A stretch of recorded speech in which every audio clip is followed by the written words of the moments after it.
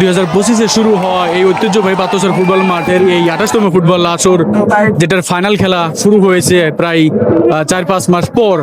এই ফাইনাল খেলাকে নিয়ে সবার কিন্তু অনেক আগ্রহ ছিল।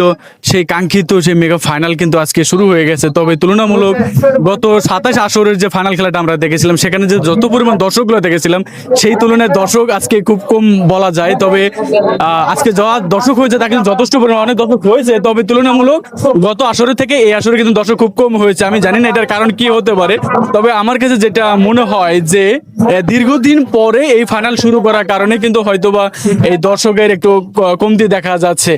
অনেকে কিন্তু অনেক আগ্রহ নিয়ে কিন্তু অপেক্ষা করেছিল যে পাথরছড়া ফুটবল মাঠে সেই মেগা ফাইনাল খেলাটা কবে শুরু হবে। শুরু হয়েছে ঠিকই, তবে তুলনামূলক দর্শক কম। আমি এখন যে জায়গা থেকে কথা বলতেছি, এই জায়গায় কিন্তু গত 27 আসরের যে ফাইনাল খেলাটা হয়েছে, তখন কিন্তু যেখানে দাঁড়ানোর মতো জায়গা পাওয়া যায়নি, এদিক থেকে চলাচল করা যায়নি। সেই জায়গায় আজকে কিন্তু তুলনামূলক আমি মাঠের চতুর্পাশে যে ঘুরে ঘুরে দেখলাম, তুলনামূলক একটু দর্শক কমই মনে হচ্ছে। আমি জানি না কেন, আপনারা একটু জানাবেন যে এমন সময় আসলে দর্শক এত কম কেন, কি কারণ? অথচ আজকের ফাইনাল মেগা ফাইনাল ম্যাচে কিন্তু ভালো ভালো প্লেয়ার রয়েছে, পরিচিত প্লেয়ার রয়েছে, রিমুদের মতো কিন্তু প্লেয়ার রয়েছে আজকের এই ফুটবল মাঠে।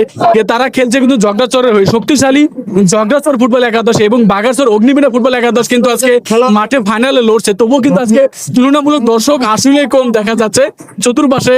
আমি যতটুকু দেখলাম আপনাদেরকে, আসলে কিন্তু গত 27 আসরে থেকে এই 28তম আসরে দর্শক তুলনামূলক একটু কম। আমি জানি না কেন, আপনারা একটু জানাবেন প্লিজ। ধন্যবাদ।